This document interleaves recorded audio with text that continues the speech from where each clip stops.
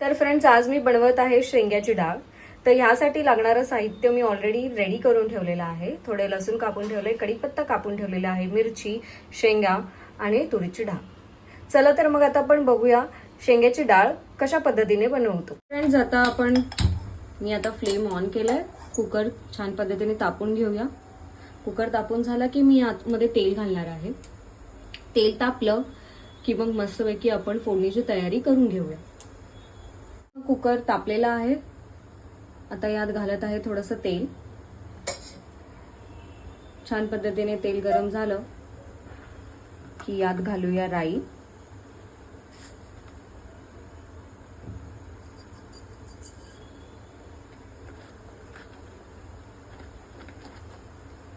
राई तडतडली की मग यात घालूया थोडंसं जिरं.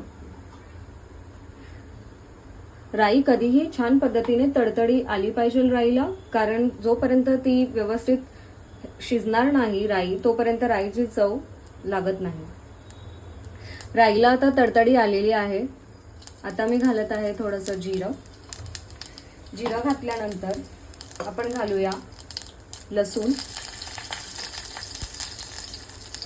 लसूण मी फाईन चॉप करून घेतलेला. तुम्हाला टेचून टाकायचं असेल तर तुम्ही तसंही टाकू शकता. फ्लेम थोडा आपण लो करूया जेणेकरून अंगावरती आपल्या फोडणी उडणार नाही. 2 बारीक मिरच्या. कढीपत्ता माझा नवरा खात नाही, तो मी चॉप करून टाकते जेणेकरून तो कढीपत्ता त्याच्या पोटात जातो आणि ताटाच्या बाहेर येत नाही. आता थोडं घालूया हळद, थोडी धना पावडर आणि थोडंसं काश्मीरी पावडर. आता यात जाती आपली डाळ.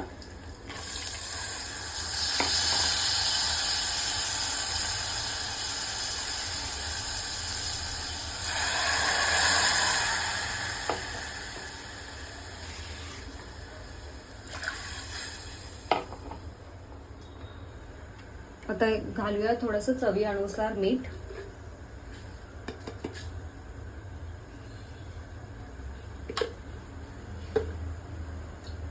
डाळीला छान उकळी आल्यानंतर यामध्ये आपण टाकायचे आहेत शेंगा.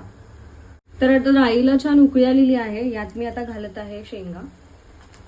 शेंगा टाकल्यानंतर कुकरचं झाकण बंद करत आहे आणि 5 शिट्ट्यानंतर शेंगा टाकून झालेल्या आहेत. आता मी लावते कुकरचं झाकण. कुकरला आपण 5 शिट्ट्या देऊया आणि नंतरला गॅस बंद करूया. चला आता बघूया कोकोड उघडून कसं झालं.